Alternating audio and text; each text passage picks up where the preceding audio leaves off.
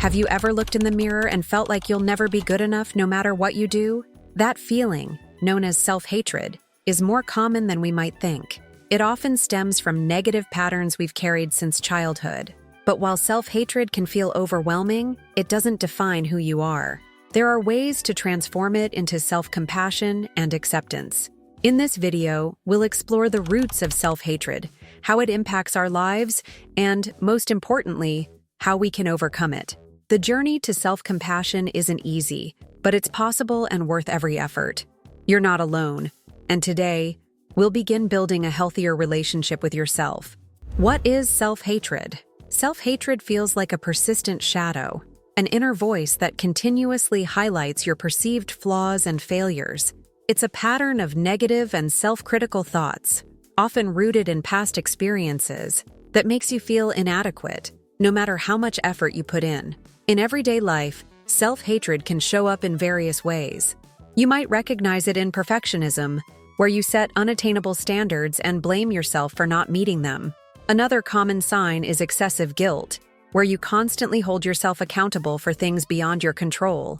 Then there's self-sabotage, which might appear as avoiding opportunities or relationships out of fear of failure or rejection. These feelings often seem like an inescapable cycle, but they stem from understandable origins. Self-hatred often arises as a way to cope with emotional pain or to meet unclear or unrealistic expectations imposed by others or ourselves. While it may feel like a lonely struggle, it's crucial to remember that you're not alone. These patterns can be identified and transformed with time, patience, and the right tools. Understanding self-hatred is the first step toward confronting it and replacing it with kinder thoughts and actions. The roots of self-hatred. Self-hatred rarely appears out of nowhere. Its roots are often tied to childhood experiences, a time when we're learning about our self-worth and how to connect with others. Unfortunately, if this phase is marked by emotional neglect, constant criticism, or a lack of validation, we can internalize the belief that something is inherently wrong with us. For instance, a child growing up in an environment where their emotions are dismissed or suppressed may come to believe their needs aren't important. If they constantly seek approval but are met with rejection or criticism instead, it can create a cycle of feeling inadequate. Over time, these experiences shape beliefs like, "I'm never enough," or "I'm the problem." These messages become reinforced by the brain, which tries to protect itself from future rejection by creating negative thought patterns. For example, imagine someone repeatedly being told they must be perfect to be loved. This belief can lead to self-blame when they inevitably fall short of impossible standards, fueling self-hatred. Consider a child who draws a picture and eagerly shows it to their parents, only to hear, "That's not good enough. Try again." Without validation, the child starts associating their mistakes with their identity, rather than seeing errors as opportunities for growth. This mindset often carries into adulthood, deeply affecting self-esteem and relationships. Understanding these origins is a crucial step toward dismantling self-hatred. These past experiences don't define who you are today. Recognizing them allows you to begin rewriting your narrative, replacing self-criticism with compassion and understanding. The impact of self-hatred in adulthood. When left unaddressed, self-hatred carries significant consequences into adulthood, influencing relationships, work, and, most critically, mental health. It often manifests subtly, shaping choices and self-perception in ways that are not immediately obvious but deeply impactful. In relationships, self-hatred can create invisible barriers. Those struggling with these feelings often find it hard to trust others, fearing rejection or abandonment. This might result in building emotional walls or, conversely, seeking constant external validation.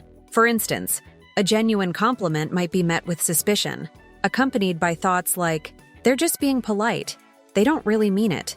In the workplace, self-hatred can show up as a paralyzing fear of failure or toxic perfectionism.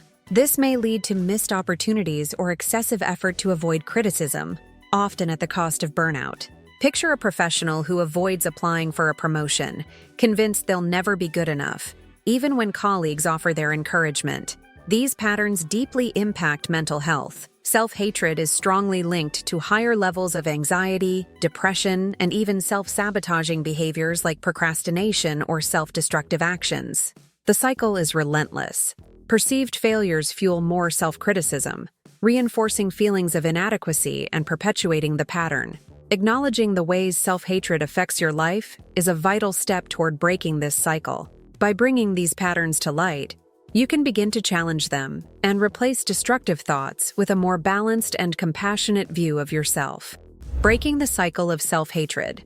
Breaking free from the cycle of self-hatred is challenging but profoundly transformative. It requires patience, self-compassion, and a commitment to rewriting the thought patterns that keep you stuck. Fortunately, there are practical and accessible strategies to help you begin this journey. One of the most effective tools is cognitive behavioral therapy, CBT, which helps identify and challenge negative self-beliefs. For instance, if recurring thoughts like "I'm a failure" dominate your mind, CBT teaches you to question these beliefs using evidence. You can replace them with more balanced thoughts, such as, "I may have failed in this situation, but it doesn't define who I am." Self-compassion is also crucial. This involves treating yourself with the same kindness you'd offer a friend during difficult times. If you make a mistake, try telling yourself, "I did the best I could under the circumstances." Everyone makes mistakes. It's part of learning. Practicing this approach can ease the pressure you place on yourself and reduce self-criticism. Another valuable resource is mindfulness. It teaches you to observe your thoughts and emotions without judgment, allowing you to recognize destructive patterns without fully identifying with them. A simple practice is dedicating a few minutes each day to focus on your breathing, noticing your thoughts as they arise, but letting them drift away like clouds passing in the sky.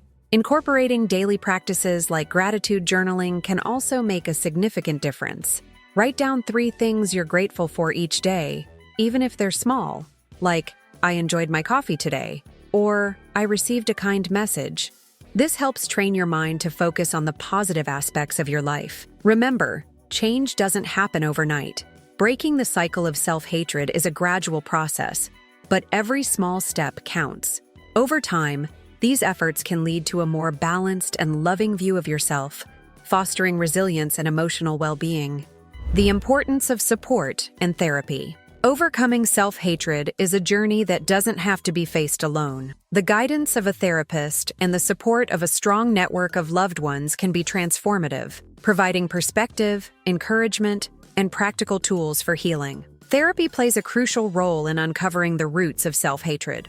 Through approaches like attachment-based therapy, you can explore how past experiences have shaped your beliefs about yourself. A therapist helps deconstruct harmful patterns and develop a kinder, more compassionate self-narrative. Additionally, group therapy can be a powerful option, offering a space to share your experiences and realize that you're not alone in your struggles. Building a support network of friends, family, or community groups is equally essential. Having people who listen without judgment, celebrate your achievements, and offer comfort in difficult times creates a foundation of emotional safety. For instance, opening up to a trusted friend about your feelings can ease the burden and create opportunities for solutions. It's important to remember that asking for help is an act of courage, not weakness. Acknowledging your need for support demonstrates self-awareness and a commitment to growth. When you surround yourself with people who encourage and value you, it becomes easier to rebuild self-esteem and confront the challenges of self-hatred. Though the path to healing may feel daunting, the right support can make each step more manageable. Having a therapist or a network of caring individuals is like having an anchor, ensuring you don't face life's storms alone. Throughout this video, we've explored how self-hatred takes root, the impact it has on our lives, and the tools available to transform these feelings. Whether through therapy, self-compassion practices, or building a support network, every step you take toward healing is a courageous act.